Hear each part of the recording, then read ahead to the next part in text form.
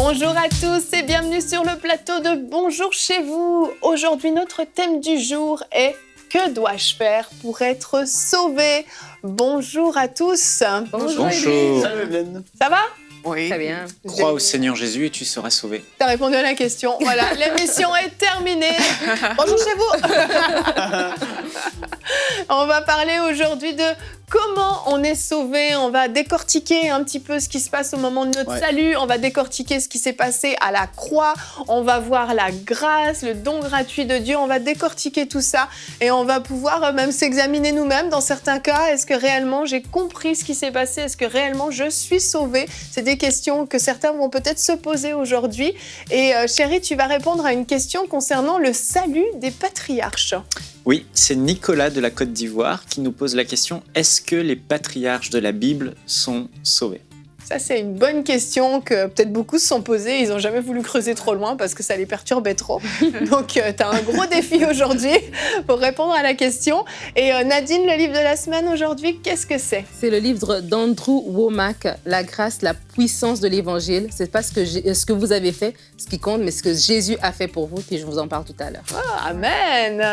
Et Aurélie, on termine avec un témoignage. Oui, Evelyne, aujourd'hui on parle du salut et dans le salut il y a la délivrance. On va voir comment au travers de nos émissions, une femme a été délivrée. Ah, amen, c'est merveilleux, c'est merveilleux. Un beau programme qui nous attend et on commence avec toi, Frank, dans la pensée du jour.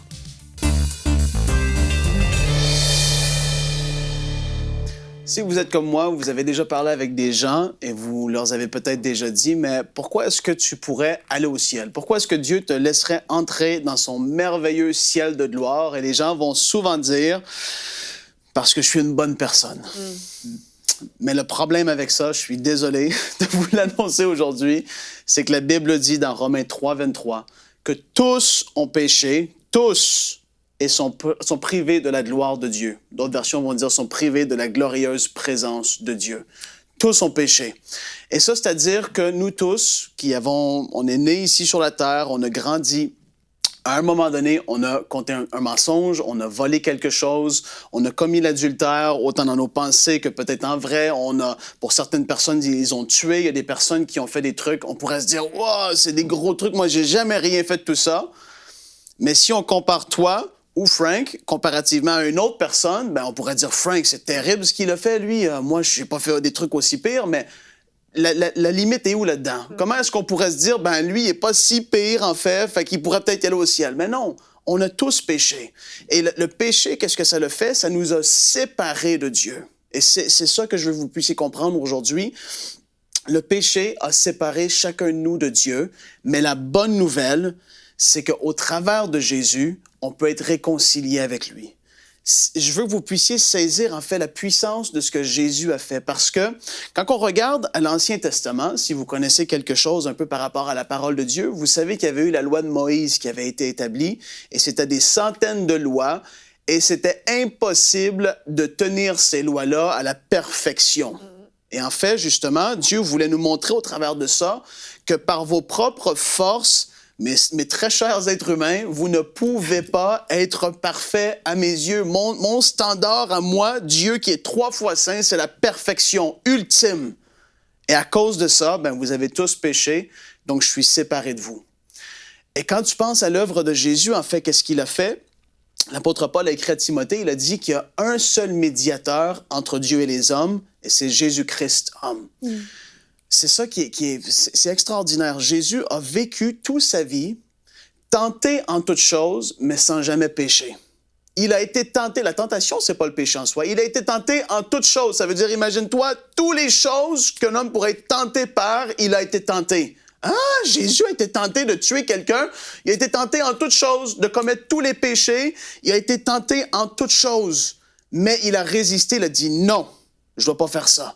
Parce qu'il nous avait en tête, il savait que son but ultimement sur la terre, c'était à notre place de prendre le châtiment que nous, on méritait. Et c'est ça, la grâce de Dieu, c'est trop beau pour être vrai. C'est plus grand que tout ce que tu pourrais imaginer. Il n'y a pas d'autre mot pour le dire. C'est trop beau pour être vrai. Jésus a pris à notre place sur cette croix. Ésaïe avait dit, ben c'est ça justement, le châtiment que nous, on méritait. Lui, il l'a porté à notre place afin que nous, on puisse être réconciliés avec Dieu et avoir cette relation qui soit là. Et c'est ça le message de la grâce de Dieu quand vous entendez quelqu'un dire « Ah on est sauvé par la grâce de Dieu ». Pour certains, c'est flou, c'est vague parce que vous êtes peut-être dans une église où c'est plus par les œuvres, où on doit dire beaucoup de prières à tous les jours, où on doit faire des bonnes actions pour pouvoir peut-être mériter notre ciel ou notre salut, comme les gens vont le dire. Non. La grâce de Dieu, c'est qu'il a envoyé son Fils unique afin que quiconque croit en lui ne périsse point, mais qu'il ait la vie éternelle, nous dit Jean 3,16. Ça, c'est la grâce de Dieu. C'est que Jésus a vu l'humanité. Il a dit à Dieu le Père, moi, je vais descendre sur cette terre et je vais aller les racheter. Je vais prendre leur place, la punition qu'ils méritent, je vais le porter pour eux sur cette croix. Je vais porter tous leurs péchés sur mon corps. Je vais porter la malédiction. Je vais porter, la maladie. Je vais porter toutes ces choses, la pauvreté qui était là même. Et je vais les porter pour qu'eux, ils puissent en être rachetés. C'est comme si tu vas au restaurant et puis tu te commandes quelque chose et tu dois payer à la fin. Mais là, Jésus dit, non, c'est moi qui paye pour toi. Toi, c'est gratuit. C'est gratuit pour toi. Ça, c'est la grâce de Dieu. C'est trop beau pour être vrai, mais c'est vrai. Alléluia! Et quand tu nais de nouveau, le Saint-Esprit vient habiter en toi et ta vie commence à être transformée. Mais là, reste avec nous. Si vous avez juste vu la pensée du jour sur YouTube, allez voir toute l'émission parce qu'on va parler justement en profondeur de ce que c'est le salut par grâce et de tout ce qui en découle, en fait. C'est tellement bon. Amen. Amen. Le salut est extraordinaire et impossible à réellement saisir, à réellement comprendre avec notre intelligence, tellement c'est extraordinaire ce qui s'est produit à la croix. Et au fur et à mesure de cette émission, à un moment donné, on va regarder une vidéo tout à l'heure qui illustre ce qui s'est passé à la croix sous un angle complètement différent, sous un angle spirituel. On verra ça en deuxième partie d'émission, qui est vraiment très très bien faite, cette vidéo. Mais avant ça, j'aimerais revenir sur ton verset, qui est notre verset du jour, justement le verset que tu as cité. Tous ont péché et sont privés de la gloire de Dieu. C'est dans Romains 3, au verset 23 et 24. Ouais. Et si on lit la suite, on a l'explication. Donc, tous ont péché, sont privés de la gloire de Dieu.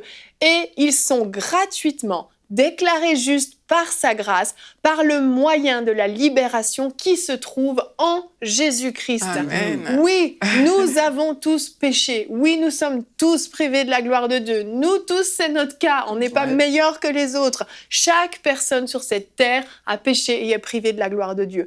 Mais la bonne nouvelle, c'est qu'il y a une réconciliation qui est possible, une libération qui est possible uniquement en qui ? En Jésus-Christ. Il n'y a pas d'autre moyen, c'est le seul et unique moyen. Amen, exactement. Amen. Et ce serait vraiment se tromper que de penser que c'est par nos propres forces. La Bible nous dit vraiment que c'est par la grâce que vous êtes sauvés, par le moyen de la foi, et cela ne vient pas de vous. Donc le fait, comme Frank l'a clairement établi, c'est que ça ne vient pas de nous, mais ça vient par le don gratuit, en fait, de Jésus-Christ. Et c'est ça qu'on doit comprendre, en fait, c'est que il y a un point que Frank a parlé qui, moi, m'interpelle vraiment parce que ces derniers jours, j'ai rencontré beaucoup de personnes qui étaient comme ça. C'est vraiment le salut, ce n'est pas par nos œuvres, en fait. Et la Bible dit même « afin que personne ne se glorifie ». Exactement. C'est parce que ce n'est pas par nos œuvres qu'on est sauvé. Ce n'est pas parce que la religion fait quoi? La religion te dit, mais pour être sauvé, il faut que tu fasses ci, il faut que tu fasses ça. Tu es en train de faire les œuvres pour aller vers Dieu, en fait. Mais la parole de Dieu, la grâce de Dieu nous dit que Dieu, lui, il a quitté son trône et lui, il est venu vers nous. Oui. Et ça fait vraiment toute la différence. Et c'est ça qui est extraordinaire. C'est que quand tu penses à même déjà qui est Dieu, Jésus-Christ, il a quitté son trône, lui, il est venu vers nous. En fait, il n'y a rien qu'un homme peut faire pour le mériter, en fait. Parce que Jésus, il a déjà tout fait. Si tu regardes à sa grandeur, tu regardes à qui il est et que lui vient vers toi, mais il a comme vraiment tout fait, quoi. Et puis, quand on parle aussi de l'œuvre de la croix, c'est extraordinaire tout ce qui s'est passé à la croix. Mais vraiment, c'est de dire aux gens aujourd'hui, ce ne sera même pas par nos belles prières, ce ne sera pas parce qu'on se comporte très bien, parce qu'on est sage, etc. C'est vraiment parce que Jésus-Christ a payé à la croix que nous tous nous sommes sauvés. Exactement. Et ce qui est extraordinaire, c'est qu'au moment où on est de nouveau, il se passe un changement. Et en fait, ce changement se passe à l'intérieur de nous. Mais Frank, on voit des changements de l'extérieur aussi. Oui, absolument, c'est ça. Et comme j'expliquais, c'est que Ça se fait en 1/1000 de seconde, tellement vite qu'on ne peut pas le voir de nos yeux, mais c'est spirituel. C'est que vraiment, la Bible dit qu'on est le temple du Saint-Esprit. On devient le temple de Dieu. Et Dieu, le Saint-Esprit, vient habiter notre esprit à l'intérieur de nous. Et puis lui, de l'intérieur, il veut nous transformer, on pourrait dire nous sanctifier, il veut nous séparer des choses de ce monde, il veut apporter une transformation dans comment on parle, dans comment on pense, dans comment on agit avec notre femme, nos enfants, tout le monde autour de nous. Le Saint-Esprit du moment qui est là à l'intérieur de nous, et c'est pour ça qu'on en parle aujourd'hui, c'est qu'il y a beaucoup de gens qui n'ont pas vécu ce avant et ce après. Oui. Ça a été de la religion. Peut-être vous allez à l'église, vraiment religieusement, c'est juste une pratique parce que vos pères et vos grands-pères et puis vos arrière-grands-pères, ça a toujours été là et puis vous y allez. Et comme j'ai dit, vous n'avez pas vécu ce avant et ce après, comme peut-être vous m'entendez parler ou nous tous ici de la table. Vous dites, mais j'ai pas vécu ça. Moi, je parle pas différemment. J'agissais comme ça quand j'avais 15 ans. Aujourd'hui, j'en ai 42. Il n'y a rien qui a changé dans ma vie, mais il faut se poser des questions. Oui. Et aujourd'hui, on veut que les gens saisissent que c'est par grâce, tu n'as rien à faire. Tout ce que tu as à faire, c'est de dire, Seigneur Jésus, je reconnais que je suis pécheur et là, j'ai besoin d'un sauveur, en fait. Parce que j'ai été religieux, mais je n'ai pas été né de nouveau, comme nous dit Jésus dans la Bible. Je veux naître de nouveau. Et puis, quand tu nais de nouveau, le Saint-Esprit vient en toi et c'est instantané. Tu vas arriver pour dire quelque chose, tu vas vouloir dire quelque chose comme avant, et puis c'est comme tu vas, non, je dois pas dire ça. Et wow! Ouais, c'est le Saint-Esprit en toi qui fait cette œuvre. Et ça, c'est surnaturel et c'est le miracle de la nouvelle naissance. Jésus dit qu'il n'y a rien de plus grand que ça. C'est la nouvelle naissance. Quand ça se produit dans un homme, ça se reflète à l'extérieur, c'est obligé. Et si les gens n'ont pas vécu ça, ils doivent se poser de sérieuses questions. Est-ce que je suis vraiment né de nouveau, en fait? Ma vie n'a pas changé. C'est juste des dogmes, c'est des choses, traditions, c'est ça, c'est des pratiques. Et tout ça, ça vaut rien aux yeux de Dieu. Oui. Tu pourrais aimer Dieu et penser, mais tu es sincèrement dans l'erreur, en fait. Parce que le don gratuit de Dieu, ben, c'est la vie éternelle en Jésus-Christ. Il n'y a rien qu'on puisse faire. Et comme je dis, il nous l'a prouvé, l'homme ne peut pas être parfait par ses propres forces. C'est impossible. Et le standard de Dieu, c'est la perfection. Quand tu acceptes Jésus, il te voit au travers de Jésus, il dit, Frank, wow. Il voit Nadine, il dit, Nadine, je vois plus toi, Nadine, la pécheresse qui était là avant. Je vois Nadine au travers de Jésus et donc c'est la perfection. Et Nadine, tu peux venir dans mon ciel de gloire. Même si on fait des erreurs encore sur cette terre, Dieu nous pardonne, il est fidèle et il est juste, puis il est bon, il est un bon Père. C'est ça. Il ne s'agit pas juste d'une bonne éducation que nos parents nous ont inculquée, parce qu'on peut être bien éduqué, être éduqué à résister à certaines choses. Ce n'est pas une vie de restriction, de privation, où on travaille sur nous-mêmes, on fait des efforts, on résiste. C'est une vie... Merci, Frank. C'est une vie où nous-mêmes, nos désirs sont changés, nos désirs sont portés vers le bien, vers ce qui est beau, vers ce qui est sain. Ça part de l'intérieur, c'est spontané, ce n'est pas un effort. Et c'est là vraiment que se joue la différence. On peut se priver toute sa vie, on peut se retenir toute sa vie. La vie chrétienne, c'est pas ça. La vie avec Dieu, c'est pas ça. Moi, j'ai entendu des gens qui m'ont dit, moi, je veux pas donner ma vie à Dieu parce que j'aime tellement aller danser en discothèque, en boîte de nuit, et je pourrais plus y aller.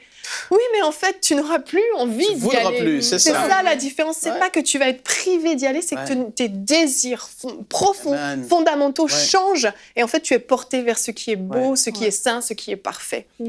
Mais c'est ça, en fait, la grâce, c'est que les gens qui sont religieux, les gens qui marchent par les œuvres se disent « je dois mériter quelque chose ». Et déjà là, cette mentalité-là, elle doit être changée pour dire en fait, la grâce, c'est ça, c'est ce don gratuit qui est là. Et dans le livre ici, justement, le pasteur Andrew Wommack, il en parle en disant que le mot « évangile », la racine grecque du mot veut dire la bonne nouvelle, mais genre la trop bonne nouvelle pour être vraie, comme c'est trop beau pour être vrai. Et des fois, les gens se disent « mais attends, c'est trop beau pour être vrai, la grâce. » Et donc, ils s'empêchent de marcher dans cette grâce-là, mais en sachant que quand tu marches dans la grâce, c'est pas que tu marches pour faire ce que tu as envie de faire. L'apôtre Paul le dit aux Romains, c'est pas que tu vas commencer à vivre n'importe comment parce que tu as la grâce. Non, justement parce que tu as la grâce, ben ton comportement, justement, il change pour profiter pleinement de cette grâce-là. Non pas pour la mériter dans un sens de travailler pour, mais c'est dans un sens que, Dieu me donne accès à lui. Ben, c'est comme si un président t'invite dans sa maison, ben, tu vas mettre ta plus belle chemise parce que tu te dis, je suis dans un si bel endroit, je vais aller avec mon plus bel habit parce que c'est un privilège. Donc, c'est dans ce sens-là qu'on doit comprendre quand on est habitué, parce que c'est vraiment tellement que le monde fonctionne dans un système de mérite, on est inconsciemment, on applique cela dans notre vie chrétienne. Ouais. Mais de vraiment comprendre que oui, le Seigneur s'attend à ce que nous ayons un bon comportement, mais c'est le Saint-Esprit en nous qui apporte ce comportement et non le contraire, en fait. C'est vrai. Et Frank, un dernier point avant qu'on regarde la vidéo dont je parlais, qui est super important aussi, c'est de comprendre que l'exaucement de nos prières ne dépend pas de nos œuvres. C'est comme Nadine parlait un peu, c'est exactement ça, c'est qu'on a cette pensée-là qui est là, je dois mériter. Donc les gens vont lancer une prière dans les airs, et puis ils vont se dire, ben là, je vais jeûner 4 jours, comme ça, il va m'exaucer. Oui. C'est pas à cause de ton jeûne qu'il va t'exaucer. C'est parce qu'il t'aime et parce que c'est une grâce et c'est parce que c'est ton droit. Tu es un héritier de ce que Jésus a fait pour nous au travers de la croix. Tu es un héritier de tout ce qu'il nous a acquis et donc ça t'appartient. Tu es un fils, une fille de Dieu et donc tu peux aller te servir dans la maison de ton Père qui est riche. Tu as besoin de quelque chose, j'ai un besoin, je dois avoir ça. Père, je te remercie parce que tu m'aimes et tu vas exaucer ma prière parce que je suis ton fils, ta fille, et tu m'as fait cette grâce de pouvoir m'approcher de toi avec assurance. Et là, je prie et je reçois au nom de Jésus cette chose. Et puis là, tu vois, Dieu, c'est pas des demandes égoïstes, Jésus avait dit. Vous n'êtes pas exaucés parce que vous demandez égoïstement. Quand il y a des besoins, il y a des vraies choses qui sont là, on prie avec foi. Et on sait que Dieu est bon et il va nous exaucer. C'est pas à cause de ce qu'on fait, c'est parce que juste, il est bon. Amen. c'est merveilleux. Amen. Dieu est bon. Mais oui, c'est ça, la grâce, c'est ça, c'est extraordinaire. Et pour mieux saisir tout ce dont on vient de parler, j'ai trouvé une vidéo que Joseph Prince, le ministère de Joseph Prince, qui est à Singapour, la grande église qui s'appelle New Creation Church, qui ont mis en fait en scène une vision que le pasteur Joseph Prince a eue. Vraiment, il a vu ce qui s'était passé à l'œuvre de la croix. Il y a plus de 10 ans, il avait eu cette vision, mais il a attendu que la technologie permette de mettre en scène en fait cette vision qu'il a eue, où il a vu spirituellement ce qui s'est passé à la croix. Donc je préviens simplement les parents que c'est pas une vidéo pour vos jeunes enfants, c'est une scène qui est quand même assez difficile à regarder, mais ça illustre tellement bien ce que Jésus-Christ a fait à la croix. Je vous laisse regarder maintenant.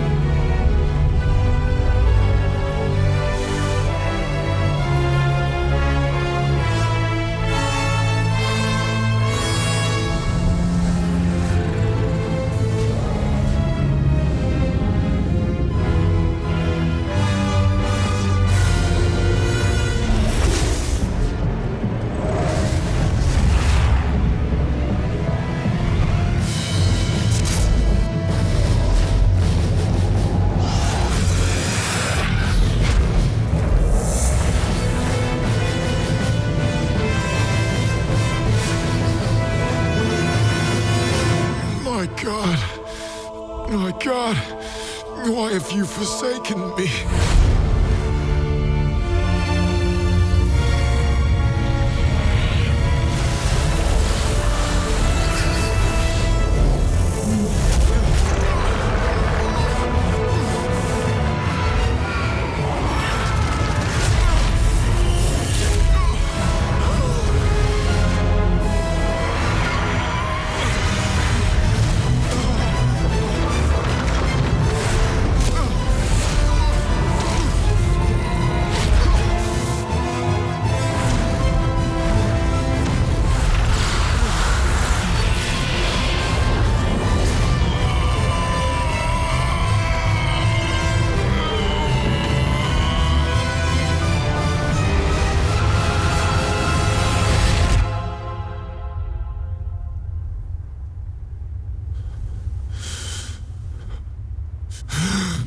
Finished!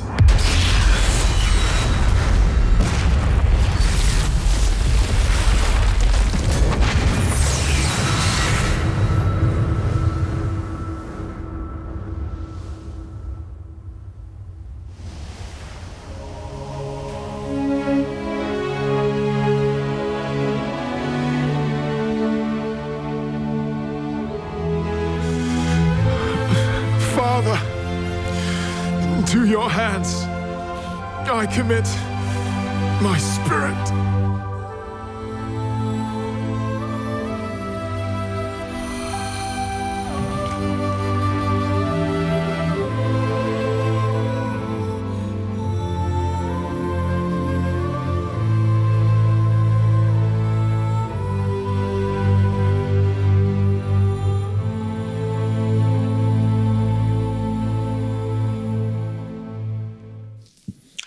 Waouh, c'est super fort. Donc c'est une vidéo qui est en anglais, mais on a tous reconnu les paroles de Jésus qui dit mon Dieu, pourquoi m'as-tu abandonné?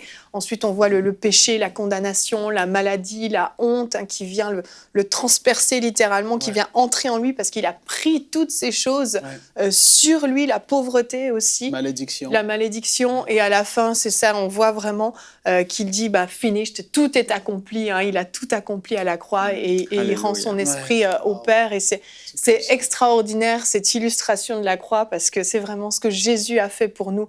Il a tout porté et on voit à quel point on ne le mérite pas. On n'était même pas nés encore, on n'avait encore rien fait, mais ce que Jésus a fait il y a 2000 ans à la croix, c'était pour nous. Donc comment on peut mériter quelque chose qui a été fait il y a 2000 ans pour nous? Ça n'a aucun sens. On voit, c'est la grâce, c'est le don gratuit de Dieu, ça ne s'explique pas. Et Jésus-Christ l'a fait pour moi, l'a fait pour nous sur ce plateau, il l'a fait pour vous à la maison. Et à la fin de cette émission, on va prendre un temps pour prier avec vous, pour tous ceux qui veulent réellement donner leur vie au Seigneur. Vous avez réalisé que vous n'étiez pas réellement sauvés et on veut vous donner l'opportunité de donner votre vie à Dieu. Mais avant ça, on va répondre à la question. Donc, pasteur, j'ai une question, la question donc de Nicolas concernant le salut des patriarches. Les patriarches qui sont donc Abraham, Isaac et Jacob, les pères de la foi. Est-ce qu'ils sont réellement sauvés? Est-ce qu'on va les retrouver au ciel après? Alors oui, déjà, je pense que la question de Nicolas ne se limite pas aux patriarches, parce que la définition des patriarches, ce sont les pères de multitudes, donc principalement Abraham, Isaac et Jacob. Mais on va élargir sa question, en fait, à tous ceux qui, sous l'Ancien Testament, l'Ancienne Alliance, ont pu marcher avec Dieu, dont ceux qui sont notamment écrits dans Hébreux au chapitre 11, les héros de la foi. Nicolas se pose certainement cette question parce qu'en fait, il se dit, mais puisque le seul moyen d'être sauvé, c'est par le sang de Jésus. C'est le fait de faire de Jésus-Christ le Seigneur de sa vie, de se tourner vers Jésus. Mais ces patriarches-là, Jésus n'était pas encore mort à la croix. Donc comment ont pu-ils être sauvés? Et si la Bible parle d'eux, alors pourquoi sont-ils sauvés? Est-ce qu'ils sont réellement sauvés puisque Jésus est mort plus tard et ressuscité plus tard? Alors la réponse elle est claire. Oui, les patriarches qui ont eu foi en Dieu, comme leur père, leur ancêtre Abraham, qui ont marché avec Dieu, qui ont cru en Dieu, seront sauvés, sont sauvés, et on aura l'occasion de les croiser. On marchera dans les rues de la Nouvelle Jérusalem céleste. On va les voir, on va les croiser. Certains peut-être même seront assis à table avec eux, comme l'a dit Jésus. Est-ce qu'il y a un verset dans la Bible qui nous dit? Alors oui, il y a plusieurs versets. Déjà, Jésus a dit, lorsqu'il a souligné la foi du centenier romain, on peut lire dans Matthieu chapitre 8, verset 11, « Or, je vous déclare que plusieurs viendront de l'Orient et de l'Occident et seront à table avec Abraham, Isaac et Jacob dans le royaume des cieux. » Après, on a d'autres passages qui nous le montrent. Moïse, par exemple, dans Exode 32, 32, il va intercéder lorsque Dieu était fâché en colère contre les péchés du peuple. Il va dire « Pardonne maintenant leurs péchés », Moïse parle à Dieu, « sinon efface-moi de ton livre que tu as écrit. » L'Éternel dit à Moïse, c'est celui qui a péché contre moi que j'effacerai de mon livre. Donc là, en fait, Moïse a fait peser lourd dans la balance de Dieu en disant, mais moi, je vais être sauvé, mon nom est inscrit dans le livre de vie, efface-moi. Donc on voit que même Moïse est sauvé. Après, il y a les prophètes Élie et Enoch. Alors eux, c'est des cas spéciaux, puisqu'ils ne sont même pas morts physiquement, ils ont été enlevés. La Bible dit dans Hébreux 11.5, c'est par la foi qu'Enoch fut enlevé de son vivant pour qu'il ne vit point la mort, et qu'il ne parut plus parce que Dieu l'avait enlevé, car avant son enlèvement, il avait reçu le témoignage qu'il était agréable à Dieu. Et enfin, j'ai un autre passage qui montre que plusieurs saints, donc pas que les grands personnages connus, mais plusieurs corps de saints de l'Ancien Testament ressuscitèrent avec Christ et ont été aperçus dans les rues de Jérusalem après la résurrection de Jésus d'entre les morts. Donc sa résurrection était tellement puissante, Dieu a voulu que plusieurs témoins soient vus par un grand nombre. Donc Matthieu 27, 52 dit « Les sépulcres s'ouvrirent et plusieurs corps des saints qui étaient morts ressuscitèrent. Étant sortis des sépulcres, après la résurrection de Jésus, ils entrèrent dans la ville sainte et apparurent à un grand nombre de personnes. Donc, on voit que plusieurs des saints de l'Ancien Testament sont sauvés. Mais comment c'est possible alors s'il n'y avait pas encore eu l'œuvre de la croix? Alors, c'est là qu'il faut comprendre ce que Jésus a fait, justement, et comment Dieu a procédé pour sauver ces personnes. En fait, Dieu les a mis dans un lieu d'attente qui s'appelle le sein d'Abraham, dans le séjour des morts. Jésus parle dans Luc au chapitre 16, il parle du riche et de Lazare, et dans ce passage de Jésus, en fait, il montre ce qui se passe au moment où un homme meurt. Quand un homme meurt, son esprit quitte son corps, et il est pris par des anges, et l'homme pécheur, le riche, a été amené dans le séjour des morts, dans un endroit qui s'appelle l'enfer. Et Lazare, lui, a été amené dans le séjour des morts, dans un autre endroit qui s'appelle le sein d'Abraham. Et on voit que le séjour des morts, autrement appelé dans la Bible Hadès ou la Sheol, était en 2 compartiments. Il y avait donc un endroit qui s'appelle l'enfer, un lieu de souffrance et de tourment, et un autre endroit séparé qui s'appelle le sein d'Abraham. C'est un lieu d'attente, un lieu de repos, un lieu d'espérance où ces personnes qui sont dans cet endroit attendent le Sauveur qui est promis, attendent Jésus-Christ, que Jésus-Christ vienne les libérer. C'est ça, donc ça c'est pour ceux de l'Ancien Testament, ça ne nous concerne pas nous. C'est ça. Alors, et ce qui s'est passé en fait, c'est que aucun homme ne pouvait sortir de cet endroit. La clé du séjour des morts et de la mort appartenait au diable. Et personne ne pouvait s'échapper de là. Mais Jésus, lorsqu'il est mort à la croix, il est allé 3 jours dans le séjour des morts. Et là, gloire à Dieu, avec son œuvre extraordinaire qu'on a vue dans la vidéo, à l'œuvre de la croix, il a pardonné les péchés. Donc le salut était accessible à tous ceux qui, sous l'Ancienne Alliance, avaient cru en Dieu et avaient marché avec Dieu, malgré leurs imperfections. Et Jésus est venu et devant le diable n'a rien pu faire. Il s'est incliné devant l'œuvre de la croix, l'œuvre triomphale. Alléluia. Et il lui a dû lui remettre les clés de la mort et du séjour des morts. Et Jésus est devenu, a eu le pouvoir maintenant de pouvoir libérer ces personnes. Alors rapidement, j'ai noté quelques passages clés. Éphésiens 4:9 nous dit que Jésus est descendu 3 jours dans les régions inférieures de la terre, donc dans ce séjour des morts. Acte 2:31 nous apprend que l'âme de Jésus est descendue aussi dans le séjour des morts. 1 Pierre 3:19 nous apprend que Christ est allé prêcher aux esprits en prison qui avaient été incrédules à ceux qui étaient condamnés, et ainsi il a scellé leur condamnation, c'est-à-dire ceux qui étaient en enfer. Jésus, quand il est allé dans le séjour des morts, il allait leur voir et allait leur dire « Je suis bien vivant ». Et il a scellé leur condamnation. Il n'y avait plus rien à dire. Voilà. Mais Éphésiens 4:8 nous apprend que Jésus aussi est allé dans le sein d'Abraham, là où se trouvaient les saints de l'Ancien Testament, ceux qui avaient cru en Dieu. Ça devait être glorieux ce moment-là. T'imagines? Et là, Jésus va en fait libérer les captifs et il va leur prêcher la bonne nouvelle de l'Évangile. Comme nous la prêchons aux hommes, là, c'est Jésus en personne qui leur a dit « Je suis la résurrection et la vie. Qui croit en moi? Je suis votre Dieu, ceux en qui vous avez cru. » Le Adonai, avec le peu de lumière que vous avez eu, le peu de révélation que vous avez eu, le peu de paroles que je vous ai données sous l'Ancienne Alliance, vous n'avez pas vu, vous n'avez pas connu, mais vous avez cru en moi. Je suis là, maintenant, votre Dieu. Qui veut me confesser comme Seigneur de sa vie?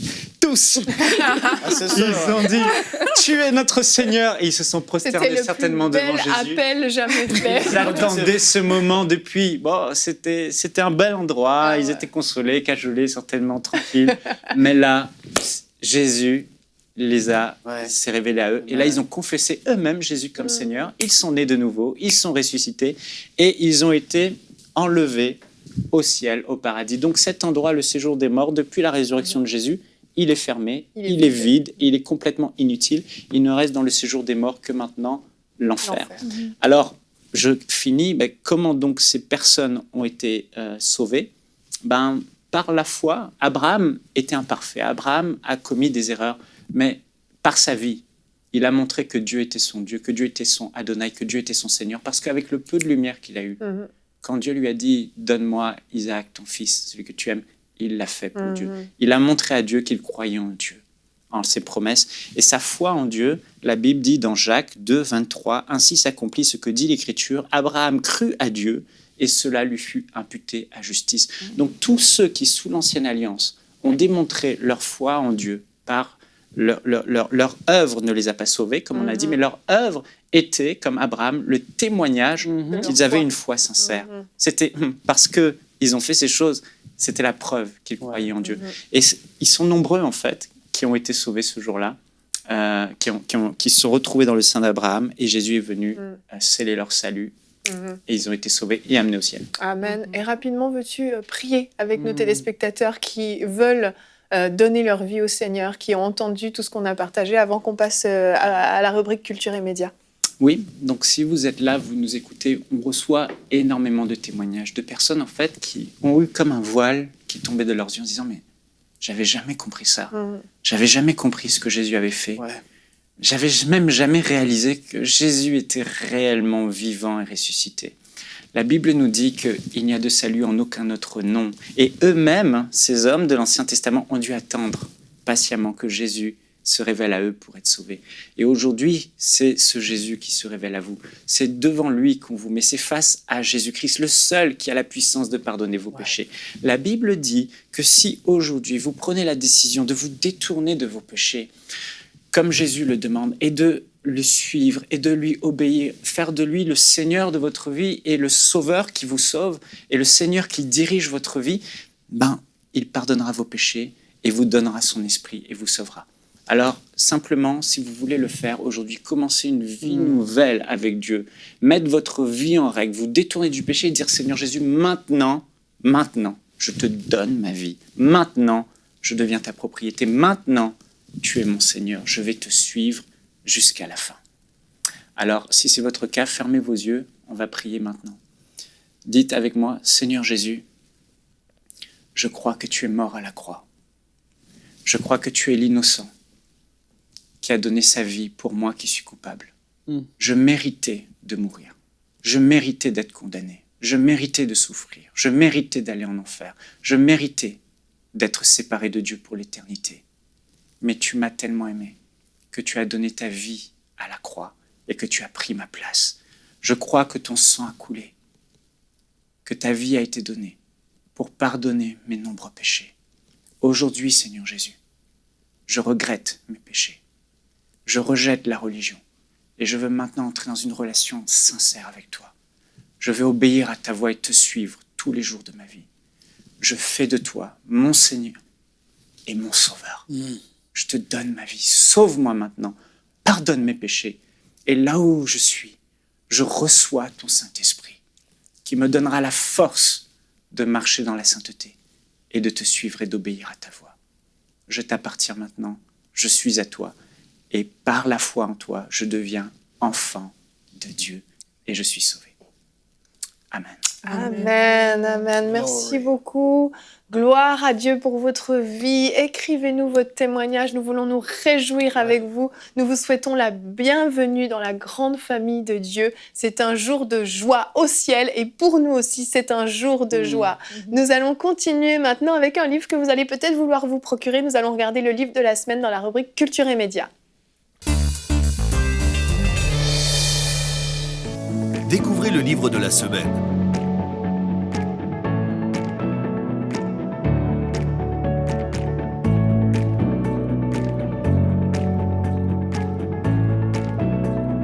Disponible sur emciboutique.com.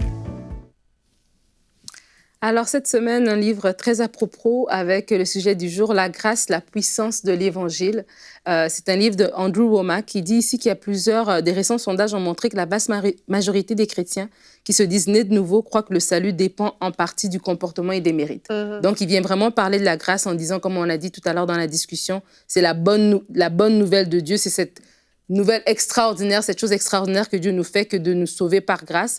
Il parle ici de l'arme la plus puissante que Satan utilise, c'est justement ça, ce mensonge que nous devons être sauvés par nos œuvres, exactement. Il dit beaucoup de croyants pensent que Dieu les bénit proportionnellement à leur performance. Donc ça crée de la culpabilité, ça crée un cycle de j'aime Dieu, je pêche, je m'éloigne de Dieu, je reviens, etc. Et donc on ne grandit jamais vraiment. Et il dit en fait que Dieu n'intervient pas en notre faveur en fonction de notre présence à l'église. Donc même si vous ne mettez jamais vos pieds à l'église, Dieu vous aimerait tout autant, mais vous n'aimerez pas Dieu de la même manière. Donc c'est ça en fait. La grâce, ce n'est pas la loi qui va te dire fais ceci, fais pas cela, mais en fait tu le fais par l'esprit qui est en toi, en fait, qui te fait agir d'une certaine manière. Donc, il explique vraiment très clairement, de façon très accessible, la foi, la justice de Dieu. Il passe au travers de tout l'épître de Paul aux Romains, qui est vraiment complet, qui explique très bien c'est quoi justement notre statut, notre identité en Christ. Donc, si vous êtes né de nouveau, allez lire Romains. Franchement, c'est quelque chose, un épître qu'on peut lire encore et encore et encore. Il y a toujours des nouvelles choses que Dieu nous révèle. Il dit, ici, je lis rapidement avant de terminer, Romains 7 ne décrit pas une vie d'un chrétien normal, mais plutôt la frustration d'une personne chrétienne ou non, essayant de servir Dieu par ses propres forces. Mener la vie de victoire prévue par Dieu à partir de notre être naturel, donc que notre chair est impossible. Mais Romains 8 décrit au contraire la vie du chrétien rempli de l'esprit qui, ayant compris la puissance de l'évangile, laisse l'esprit de Dieu se manifester à travers lui. Donc, c'est un super bon livre, très facile à lire, qui est disponible sur EMCI Boutique. La grâce, la puissance de l'évangile d'Andrew Wommack. Merci Nadine, formidable livre. On continue avec la rubrique témoignages. Alors Aurélie, aujourd'hui un témoignage de délivrance. Exactement, c'est l'histoire d'une dame en fait qui nous a écrit. Et en fait, elle nous raconte qu'elle avait une grande porte ouverte dans sa vie, c'était celle du manque de pardon. Elle n'arrivait pas à pardonner à toutes les personnes qui lui avaient fait du mal. Et elle dit qu'en fait, dans son passé, il y a vraiment des gens qui lui ont fait du mal, mais elle savait, maintenant qu'elle avait accepté Jésus, elle savait qu'elle devait pardonner à ces personnes-là. Mais chaque fois, quand il y a juste un événement qui venait lui rappeler en fait que telle personne t'a fait du mal, mais là, elle ressentait encore toute la douleur de tout ce qui s'était passé. Et puis, elle voulait juste pas... La douleur faisait en sorte que ses dispositions changeaient, en fait. Oui. Donc, là, on a quelqu'un qui essayait, en fait, par ses propres forces, comme Nadine disait tantôt. Et puis là, elle méditait sur les faits, elle méditait sur le mal qu'elle avait vécu. Et elle était oppressée. Dans la nuit, quand elle dormait, mais elle vivait beaucoup d'oppression. Et en fait, elle ne savait pas comment s'en sortir. Et un jour, alors qu'elle regardait EMCI TV, elle est tombée sur Audrey Mack. Et Audrey Mack, en fait, avait raconté, je sais qu'elle avait raconté dans Parole de femme, peut-être dans d'autres émissions aussi, mais elle avait raconté comment, au début, ses relations avec sa belle-mère étaient un peu complexes. Oui. Et que vraiment, qu'est-ce qu'elle a fait? Le Seigneur lui a mis à cœur d'offrir des cadeaux à sa belle-mère, et c'est comme ça que les choses sont allées mieux après. Et elle, c'est ce qu'elle a fait. Une fois qu'elle a suivi ça, elle s'est dit, OK, je vais mettre ça en pratique. Et elle pensait que rien n'avait changé. Mais quelques jours plus tard, elle a écouté C'est mon histoire avec le pasteur Alain Patrick Tchengué. Et là, quand le pasteur Alain Patrick a fait la prière, il a juste prié. Et à ce moment-là, elle a eu une délivrance vraiment qui s'est passée en elle, qui a pris plusieurs minutes. Elle a vomi, elle a eu plein de trucs. En tout cas, elle a eu une délivrance. Et là, elle dit mais elle n'en revenait pas, en fait. Et que même après ça, Dieu lui a demandé de prier pour quelqu'un qui lui avait fait du mal. Et elle a commencé à prier avec un cœur léger, vraiment. Elle dit même qu'à sa grande surprise, elle-même, elle était bénie pour la personne pour qui elle priait, ce qu'elle n'avait jamais juste pu faire auparavant parce qu'elle n'y arrivait pas, en fait. Donc là, on voit encore comment la puissance de Dieu agit dans la vie des gens et que vraiment, par tout ça, elle était là avec ce fardeau, mais par le Saint-Esprit, vraiment, parce qu'elle s'est connectée à une parole, il a pu être ôté et là, elle est complètement délivrée. C'est merveilleux. Merci Aurélie pour ce beau témoignage. On se réjouit vraiment avec vous, chères sœurs, qui avez vécu ça. Et si vous avez des témoignages à nous partager, n'hésitez pas à nous écrire à l'adresse témoignage@emcitv.com. C'est une joie pour nous de connaître ce que Dieu a fait dans vos vies au travers des émissions de la chaîne EMCI TV et du site emcitv.com.